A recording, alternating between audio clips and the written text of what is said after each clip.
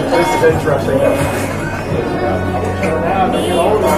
You gotta hear and see it.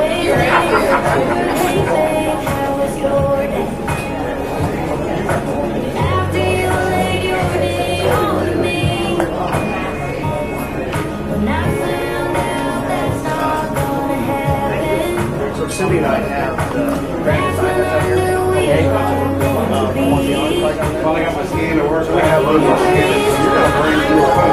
right here because it looks like those seats, the one behind is taken.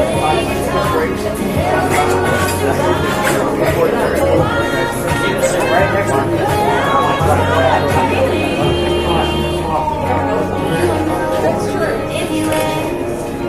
Okay, folks, good morning. Thanks for coming out. Sorry we had a little bit of a delay. Can you guys, Grand Design Owners, can you hear me? All right, so we're live right now broadcasting to the other tents, so they can't hear you. So I know this sounds like elementary school, but are you excited to be Grand Design Owners? Nope. Awesome. All right, so we're going to send it to Gary. Gary's the man of the hour. He's going to talk to us about the MORryde system. And I got to tell you, it's an incredible system. And maybe later on I'll tell you some more about what we have. But without further ado, Gary, welcome to the Grand Design Middleback Rally. Thank you. Thank you. I really appreciate that. It's always an honor to be with the Grand Design Group, one of my favorite clubs to work with. Hold the mic a little closer. Okay. I'm not used to using microphones. I apologize. As a matter of fact, I hope I can do this seminar because I haven't done it for a long time with this pandemic thing going on. Again, my name's Gary Wheeler. I do work for MORryde International. Just a little quick tidbit about MORryde. MORryde started out in about 1966 doing rubber springs instead of leaf springs to improve the ride quality. We started off with maybe 10 or 15 employees. I started with the company in '95. We had maybe 35 or 40 employees. Currently today we've got about 800, and we're looking and trying very desperately to find 80 more people to put on our payroll. If you ever want a job, know anybody who wants a job, have them come to Elkhart, Indiana. Everybody's begging. Okay, I normally tell a little bit more about MORryde, but I usually don't get to finish my seminar. So what we're going to do is just start going through it a little bit here quickly. Oh, Chris. Wow, I wonder what kind of trailer that is. Isn't that nice? I put that on my seminar. Okay, next one. Okay, the question of the hour. And before we get started, I love participation. It makes things a lot easier for me. So, why should you be concerned about the ride quality of your trailer? Not only the fact that you get a rough ride in the truck, but what's the other reason? Anybody? Doesn't fall apart? Exactly. Hold that closer to your face. Okay. Can you hear me now?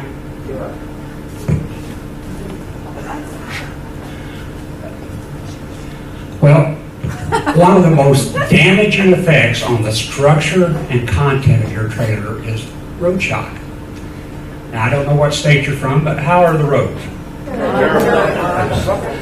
They are absolutely horrible. And I don't think, used to we would say I-10 down in Louisiana was the worst road. That, they lost their claim on that one. In my opinion, it's Indiana, but I'm sure you all have different opinions on it. Well, the question is now, I've got a rough ride. How do I fix it? Well, you've got to understand what affects ride quality before you can fix it. And that's what we're going to talk about today. I try to keep it non-commercial. You know, I'm a little biased in my opinion, but I do try to keep it non-commercial, and just to educate you on how suspensions work, what you can do to improve the ride quality, and what various systems do. So we'll just start with that right now. Okay, some of the terms that you need to learn is like compression and rebound, spring rate, vertical wheel travel.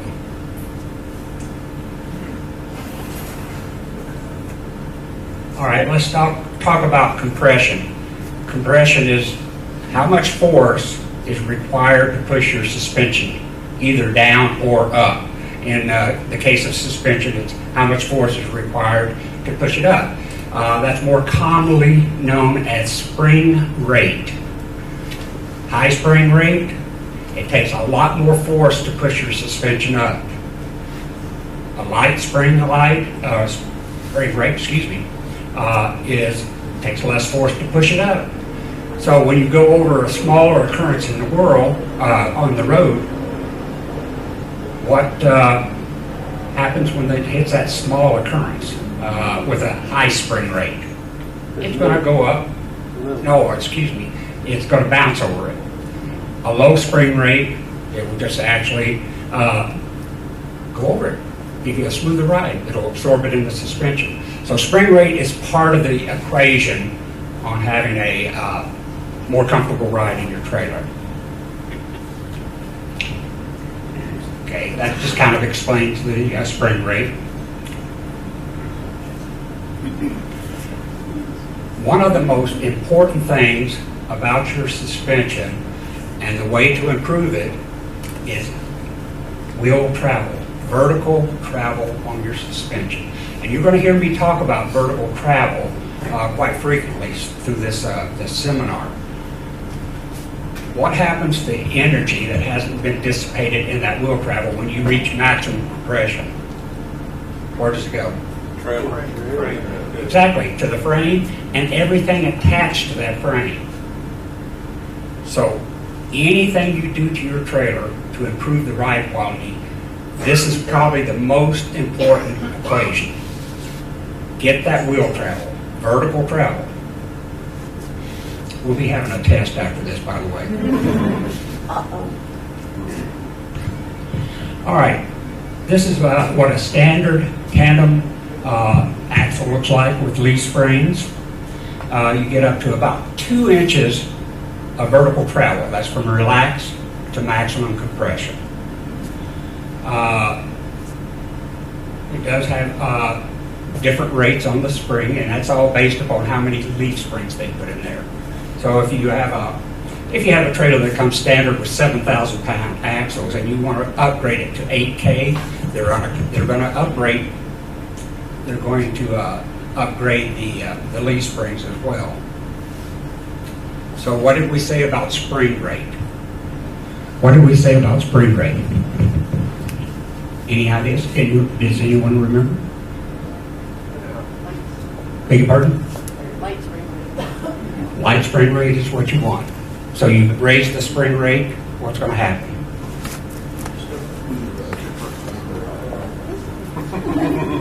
Now, that can be exchanged for a different size. I have no idea what size it is.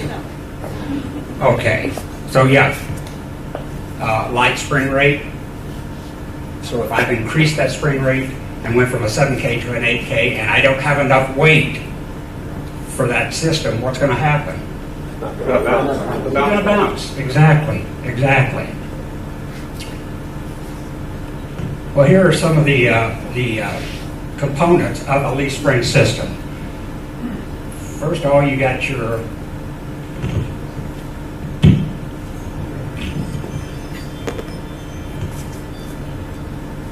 spring hanger. You got rear spring hangers and front spring hangers. That's what your the front and back part of your leaf springs attached to. Going on, you got tie plates, U-bolts, leaf springs, and shackle link, and an equalizer. How many knows what an equalizer does? What's the purpose of having it? Yes, sir. It balances the load between the front and the rear axle. Absolutely. Nice. And again, that can be exchanged. Yes, sir. Wonder if you could turn the light off, the picture's pretty dim. Okay, Chris is going to take care of it for us. Okay. Did you see that little spring clip right there? Anybody have any idea what that spring clip's for? Keep the spring from separating. Absolutely. Does that matter? Where's my shirt? We got some more shirts here. I'm kidding. Okay. So, yeah, that spring clip, and on most trailers, well, we'll get into the maintenance here in just a moment. That's a very important component, okay? And then, of course, you got your axle seats. Inspections. When you're underneath the trailer, and quite frankly, how many of you, honestly, before you go on your trips, do an inspection on your suspension? Pretty good percentage of you. For those of you that don't, I'll see you on the side of the road. Now, in all seriousness, you really do want to inspect that suspension, and most of you have leaf springs currently. So here's some of the things that you want to look for. Starting at the spring hangers. I'm getting out of a sequence here, but start at the spring hangers. Look for the wells around that hanger. Make sure there's no cold wells there and everything's nice and tight and got a good weld on it. Make sure that they're straight. If they're bent over to one side or the other, then you need to get some work done on them. So that's one thing that you want to check. You want to look at your leaf springs. The leaf springs, you're looking for any cracks in them or broken leaf springs. Yes? I'll try to keep it right here. I apologize. Okay, on the leaf springs, you want to make sure that there's no broken or breaks in it or cracking. If so, you need to get that spring changed out right away. Okay, going on down to the U-bolts, you want to make sure that those are all tight. If I'm not badly mistaken, it's probably about, if I remember correctly, 90 foot-pounds of torque on that. You want to look at your tie plates, make sure they're in good shape. Then we go on down to the shackle link. Okay, on the shackle link, you want to make sure that it's in pretty good shape. But those are real hard to judge if they're good or bad, because the nuts cover up the holes. Now, in the back, I don't think you can see this, but this is where the nuts go on. If you look at the bottom of this leaf spring, it looks like it's pretty good. You take the nut off of it,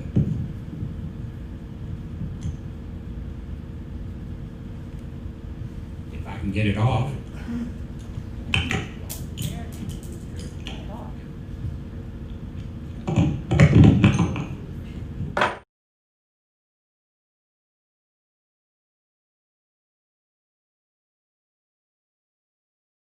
Beginning to wallow out.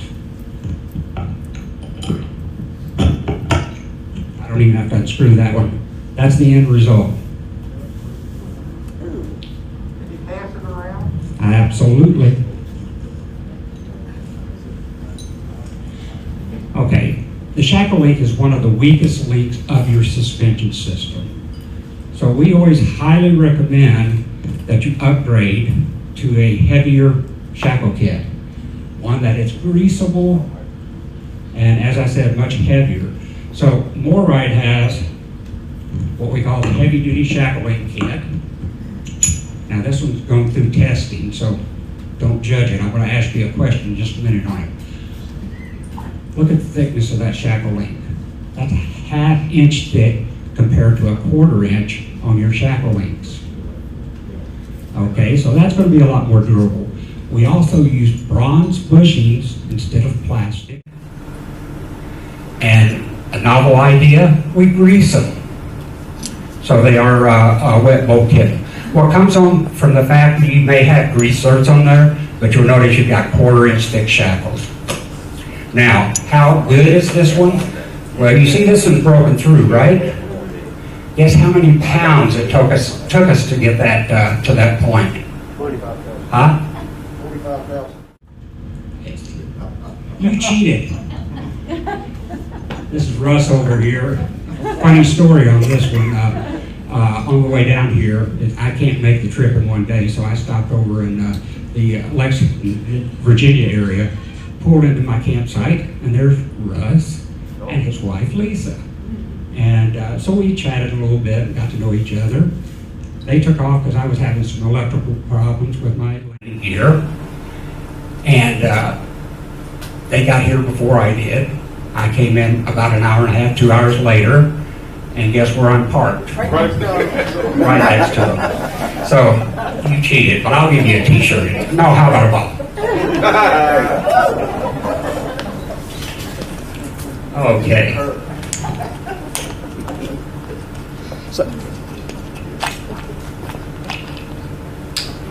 Excuse me, I'm a little bit dry here. Okay, so it's a very good idea to get that shackle link, or at least inspect yours frequently. Because, and I don't have that with me, but because those nuts hide the wallowing, what I would suggest is at least once a year, take one of the nuts off and inspect the hole. Then you can put a new nut on, and these are a tapered lock nut, flanged, and you can get them at any RV service center. But always put a new one on because it is a tapered lock nut. So when you take that off and then put it back on, it's not going to lock. And another important thing about it, when you're putting it back on there, what kind of torque should I be putting on that? 90 pounds. No, 50 to 60 foot-pounds. Give yourself a shirt. Big pardon? Give yourself a shirt. Okay. Let's see, what else should we do? Oh, shackles, wheel, brake wires. How many of you have electric brakes? Almost everybody, right. You want to check those brake lines going into the magnets. Unfortunately, we find a lot of them are broken at some point in time. And you may be going down the road with only 3 brakes operating. Now, through these little small hills here in Virginia, it might be a little bit concerning to know that you only have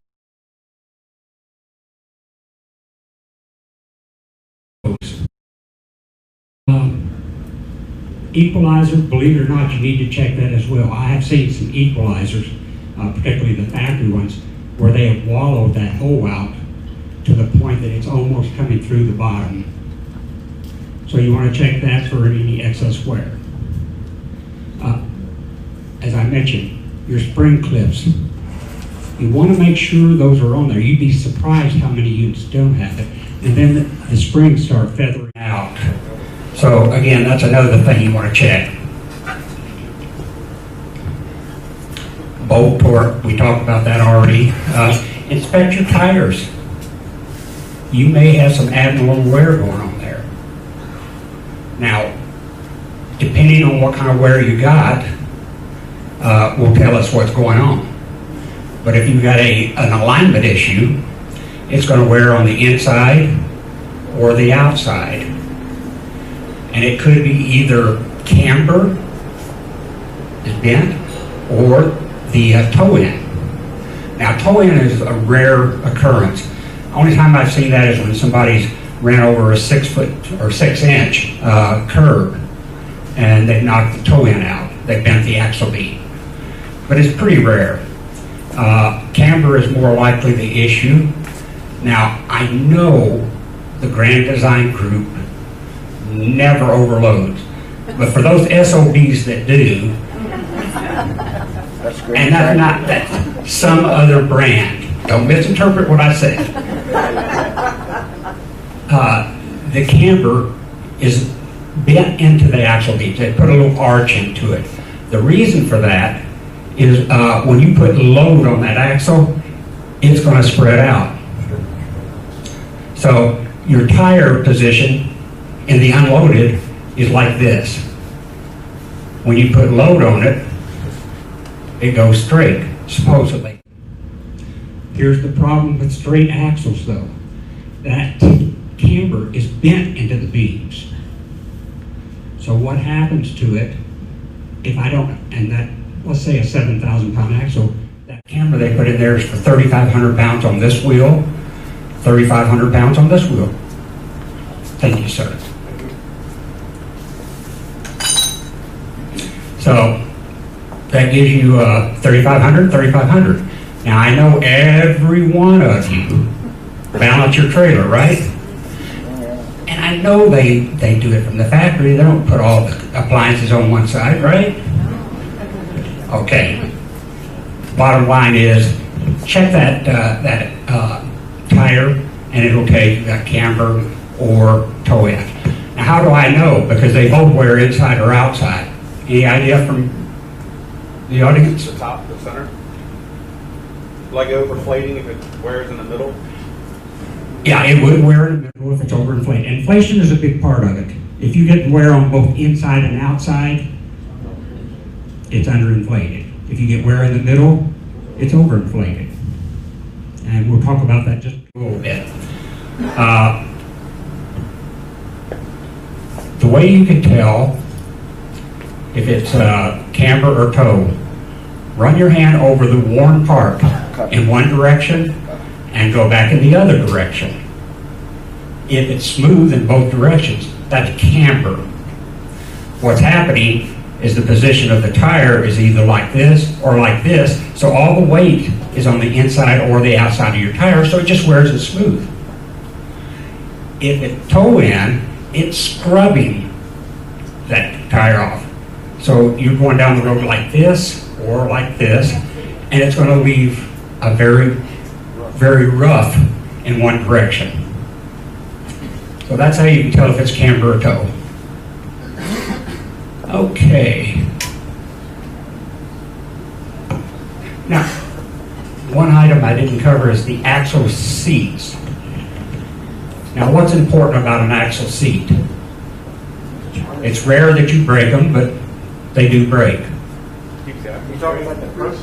Keeps the axle straight on the leaf spring? That's part of it. Are you referring to the perch? Yes, where the that axle seat goes into the, or the pin goes into the axle seat. Right, it keeps the spring straight on the axle. Well, that's part of it as well. The part I'm most concerned about is if you break those axle seats, what happens if you do an aggressive brake? Your wheel can spin. Exactly, the whole axle will spin on you. So that's another thing you want to check. There's an example of the shackle links. I must have got premature on mine. Again, I haven't done this for a long time. All right, go ahead. Oh my goodness, how many of you seen trailers going down the road looking like that? I didn't need that anyway, right? Quite a few of them. And here recently, in the last 2-3 years, you're probably seeing more of it. Because the truck manufacturers thought they needed to raise the rails of the truck to give the farmers more capacity in the bed. So what does that do to you? Well, how much gap should you have from the rail of the truck to the deck of the trailer? 5 to 6 inches. 5 to 6 inches, 5 being minimum. Well, now I just bought a new truck, and they took out 2 inches away from that. So if I'm at 5 inches, where I'm at now? Well, math tells you 3. So what's going to happen if I go through one of those storm drains when I'm going into a service station? Well, the truck will go like this. Boom. And now you've messed up the rails of your truck. So that's why you see more of these do it. Nose high, because people drop their pin box to raise the nose of it or raise their hitch. And that's the situation we get into. Also, weight distribution. Now that's a little bit exaggerated. But you know. Where'd you get my picture? We worked hard on that, Chris. The problem you run into, particularly if you want to put your golf cart on the back of your trailer, or my 2,000-pound Harley, what is that doing to the pin weight?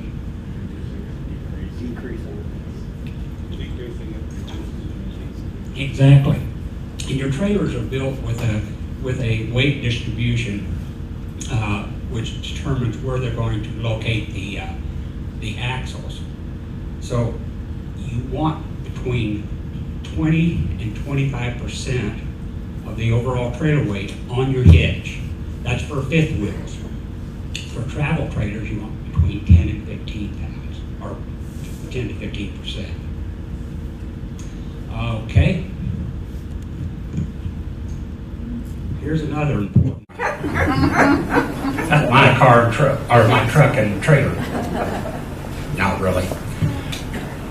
Okay. What does that say?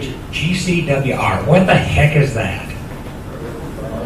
Those combined weight. Well, I don't know who talked first, so.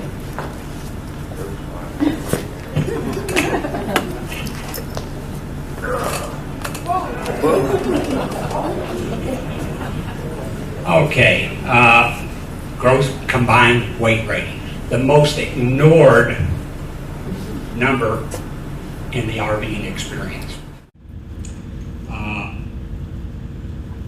What is the problem with going over that gross combined weight rating? Okay, what is the problem? Thank you for reminding me. Yes. Well, it's illegal, your insurance might not be good. That's exactly right. I got my shirt. You got it, finally. Oh! Sorry for you guys that are watching us. Can't quite get a t-shirt over there. Yes, it is illegal. You your truck pull it. Sure. Question is, can it stop it? You know, have you seen these huge DRVs and New Horizons going down the road being pulled with a 250? Oh, yeah. Will it pull? Sure. The question is, will it stop? And that's a concern. The other thing is, if you are involved in an accident, they are going to check the numbers on the sticker. So you may have upgraded your truck in some way, put a different rear end in it. You may have done this, that, and another, heavier brakes on it. DOT is going to go by the stickers, and the stickers only, and they're going to look at the weight of your trailer, they're going to look at the weight of your truck, and that's where they come up with your gross combined, legal. And as you mentioned, insurance company could refuse payment. They have the right because you're driving illegally. Unquestionably, whatever caused the accident is going to be your fault because you're illegal. So please, please know what your gross combined weight rating is. And how do I do that? Well, you get the truck weight, you get the trailer weight, or if you can get them both together, that would be great. Then in your owner's manual or on the side panel, you will have a GCWR on it. And you take what it physically weighed minus the rating, and that'll tell you if you're too heavy or if you're just right.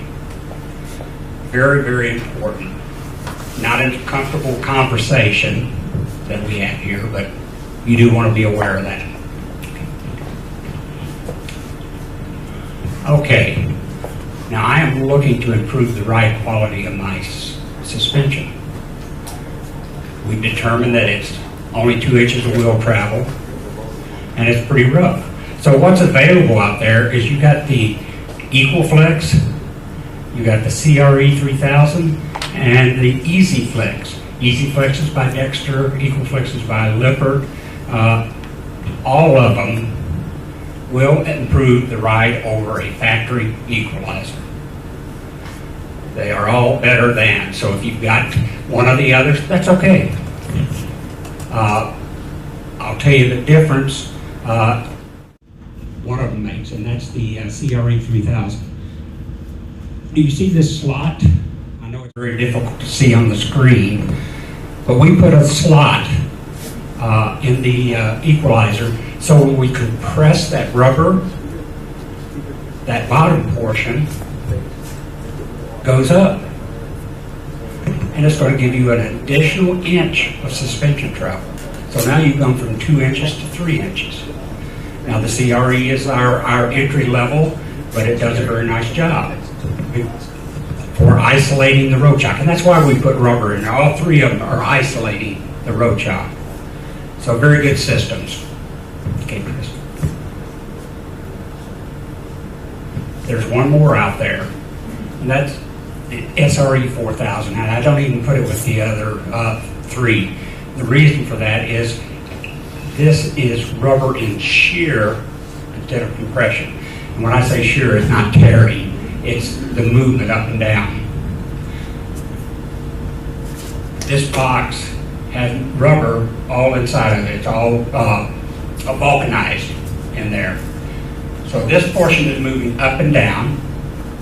This is hooked up to your spring or equalizer hanger. It will give you 2 additional inches of suspension travel. So now instead of having 2 inches, you doubled it. You got 4 inches of travel. Okay, not only do you have that, you got 210% more rubber to isolate that road shock. And yes, I'm going to throw one more on there. It lowers the spring rate. And what's spring rate again? Compression. Beg your pardon? Compression? Compression, yeah. The force required, yeah. Who was the first one that answered? Beg your pardon? You?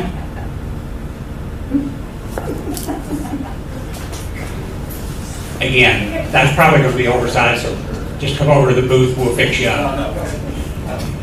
Okay. So, that's a great little system. It's all bolt-on. And not only is it bolt-on, it comes with a cross member that goes from one side of the frame to the other. I think I got a little more on that. Did you get it? Yeah. Your trailers are equipped with an I-beam frame. And that's an I-beam for you. Okay? Vertically, you can't beat that. It's a very strong frame. But what about laterally, side to side? Pretty thin piece of metal. So you get roll out of that frame, flexing we call it. So with the SRE 4000, we put a cross member on there. Again, a bolt-on to your frame or your equalizer hanger. And, oh, I did it again, didn't I? I'm trying to Okay. get your hand down. Right. All right, how's that? Can you hear me now? Okay, now, test. Okay, I am so sorry. Okay, you get flex in that I-beam.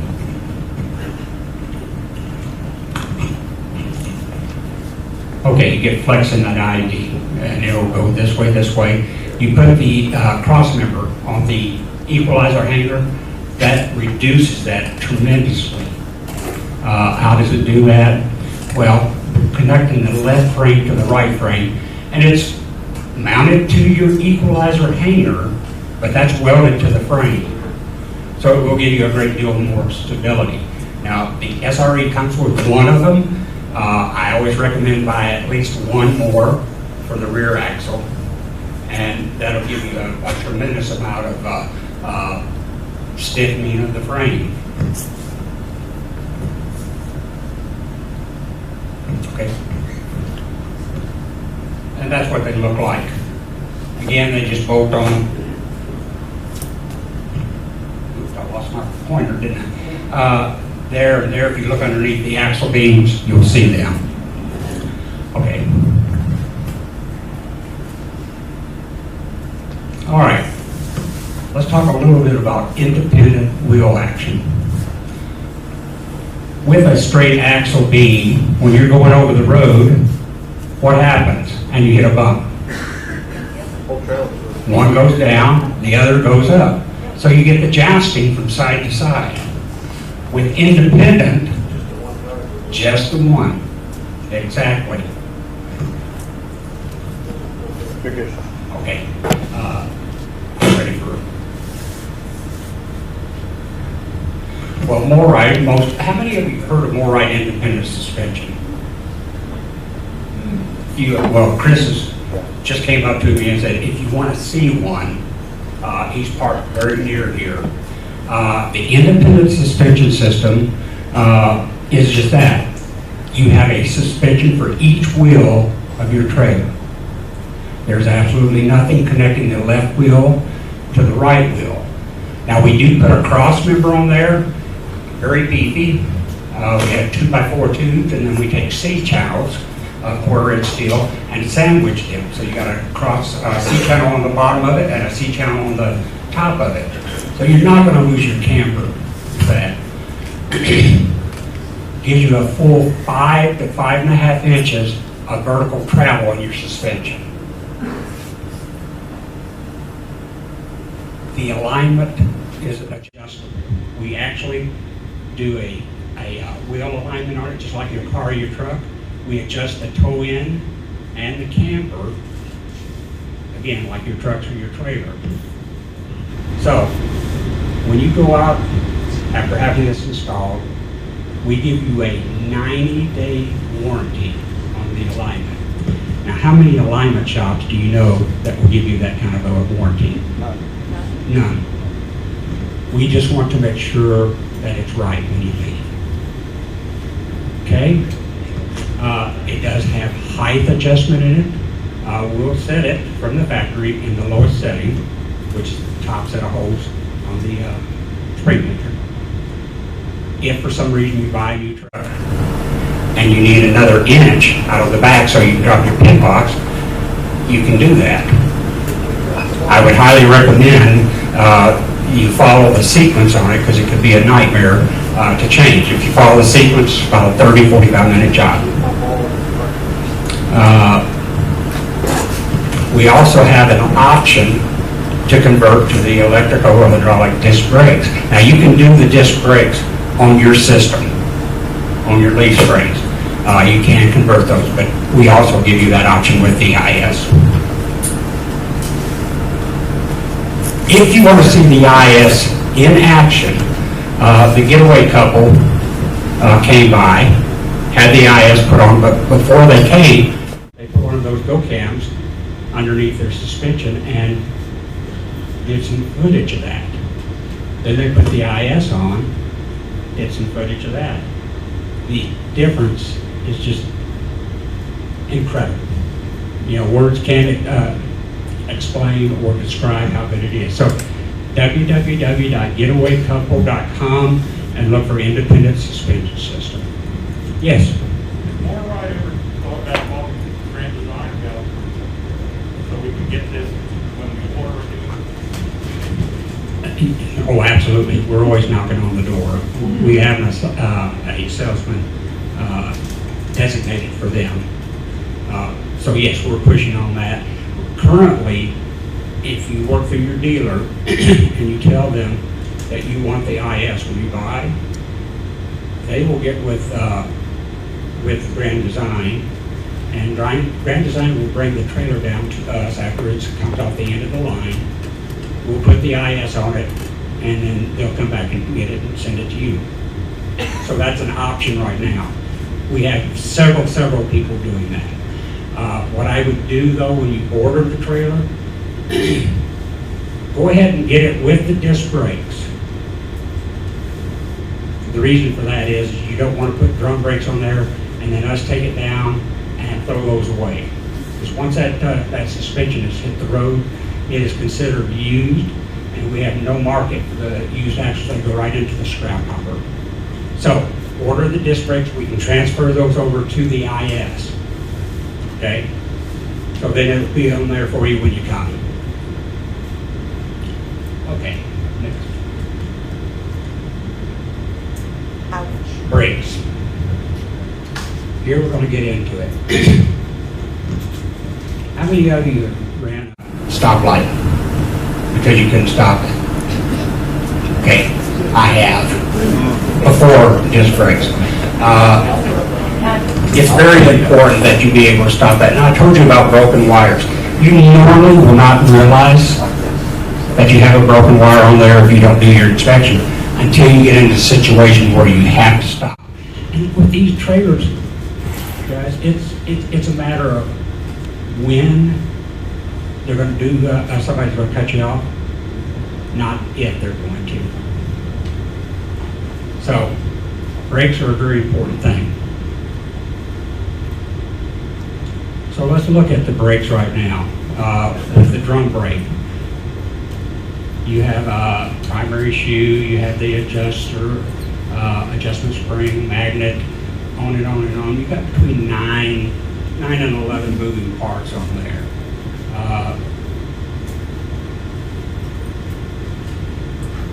This is when you know it needs to be changed out. The magnets themselves are running on the face of that hub constantly.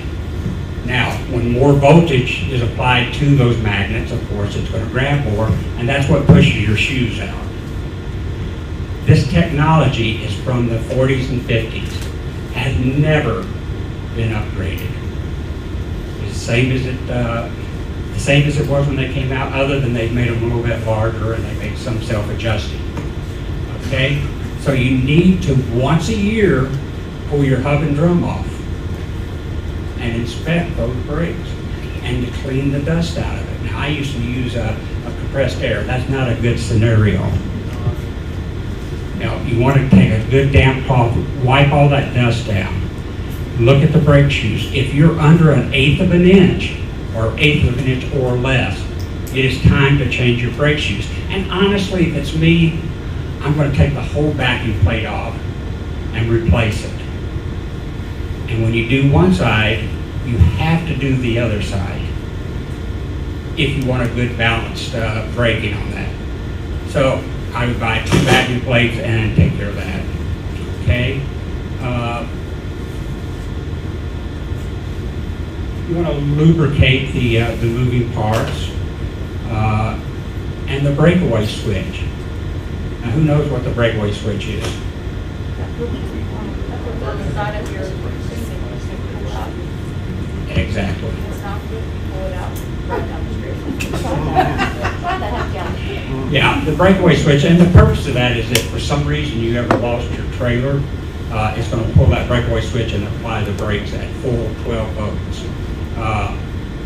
The last rally I did about 3 weeks ago, the guy's hitch broke.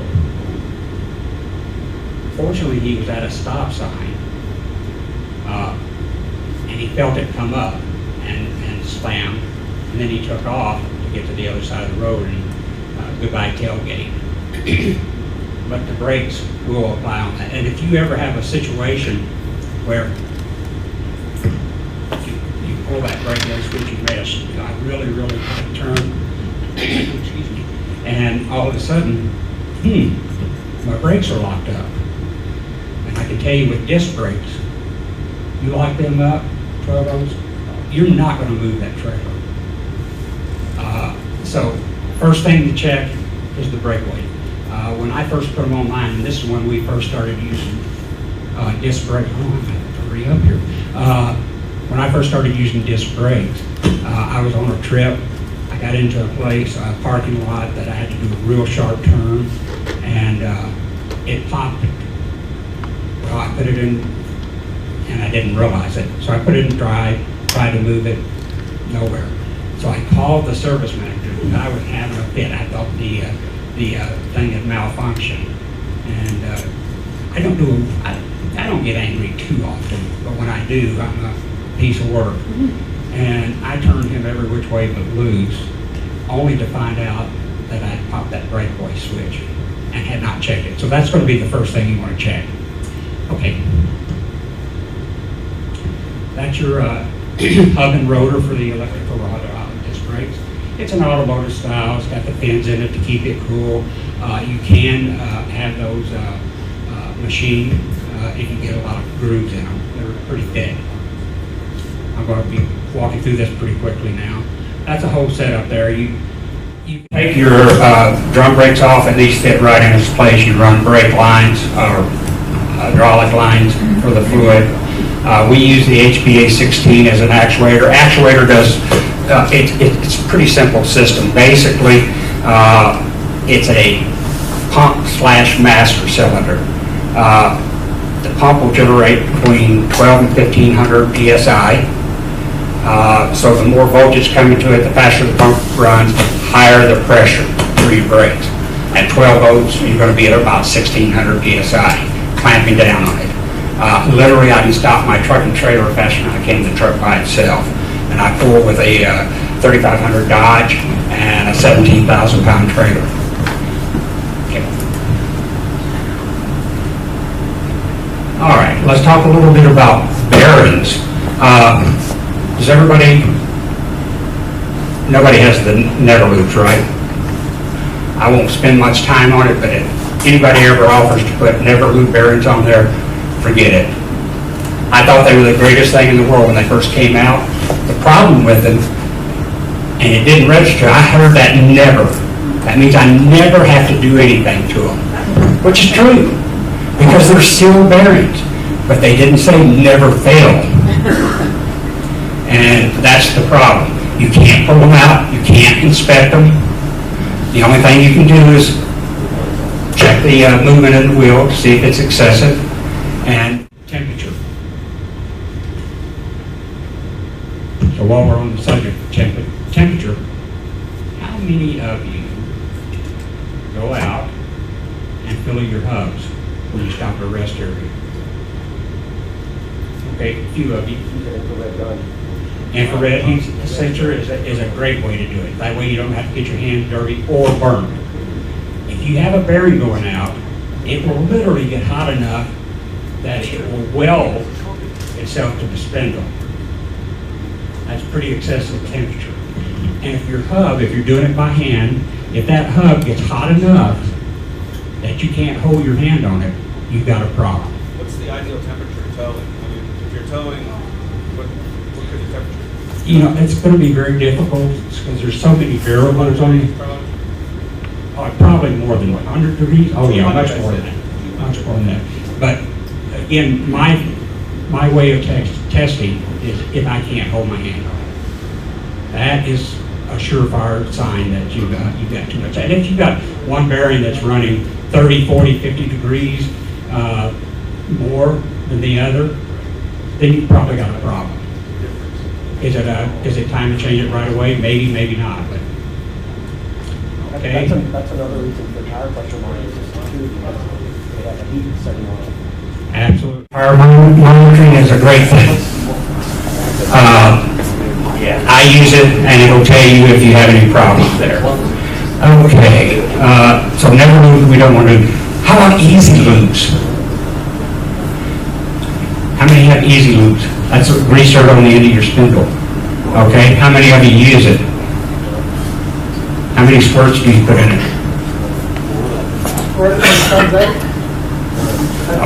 Okay, here's a concern. You put too much grease in there, it will blow that seal out. You know, I was raised, and my daddy always told me, you know, if it calls for 3 squirts of grease in there, put 6 in it, for good measure. You're going to blow the seal out. And where does that grease go? On your brakes. On your brakes, exactly. So absolutely be very careful using those. I prefer not to. Now, do you still pack your bearings? Oh, yeah. No. Every 2 years. Not going to criticize, but it would be a good thing to do. That's the way you can see if there's any discoloration on your bearings, any chipping, scoring, scratching, anything that may be wrong with them. I would highly recommend that you do that. And also, if you're doing your brake maintenance and you have to pull the hub off, always, always, always put a new grease seal on. Never reuse. Okay?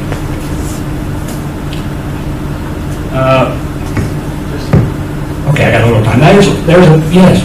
One of the things you didn't mention is the type of grease is just to support the temperature.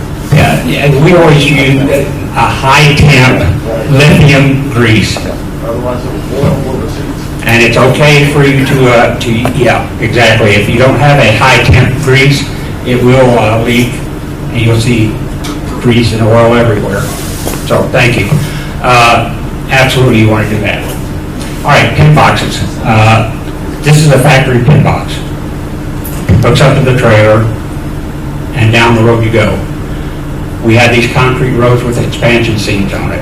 The trailer gets into a harmonic back and forth motion. What do you get? Chucking. Chucking, exactly. Well, there are several different type of pin boxes out on the market that can address that chucking. Of course, I'm going to show you ours first. This greatly reduces that chucking. I'm not going to stand here and tell you it takes it all out, but I can tell you in July, which is not that long ago, last part of July, I had a neck fusion, which is my second one. I can't handle a lot of jerking, and I comfortably drove 600 miles on Monday. So it works. What you do feel, what is transferred, is dampened substantially. It's more of a gentle push instead of that hard jerking. Easy install. Basically, we just take the bolts out that are on there. We do the same bolt pattern as you have on your current box. You put it back on there and bolt it up. Okay, and we do, of course, have a special on those. All right, next. Here's the comparison. That's the inside of the MORryde pin box. That is what it rides on, that rubber spring. Gives you 3 inches of 4.5 travel on it. You got 2 rods up there. Those are for nothing other than if you should lose your trailer, or should that rubber spring tear, we don't want you to lose your trailer. So those will grab it. It's going to make a horrible noise. It's going to scare you to death. But absolutely, absolutely, will not lose that trailer. Just pull off the side of the road, put some blocks between here, and you can keep on going. So you're not stranded. Let's look at the MORryde box. That does a great job dampening up and down. If you'll notice, the skid plate is hinged on the back of it. So what direction is this going? Up and down. So it does a wonderful job for up and down. But you do not want to have an air hitch with an air pin box because they'll fight against each other. Then you got your, or what do they call that now? Trail air, road warrior, I think they call it. You'll notice that it pivots right at the point there and they have rubber and compression there. So for 4.5 or for chucking, in my opinion, this is best. Of course, again, I'm biased. All right, next. These are some of the products that MORryde have. Entry door step, cargo slides, CRE 3000, wet bolts. We also do products for Jeeps, power cord reels, pin boxes. The list goes on and on and on.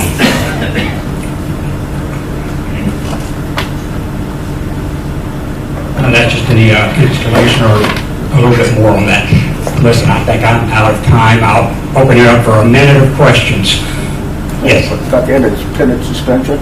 Yes. You said they did an initial alignment on it.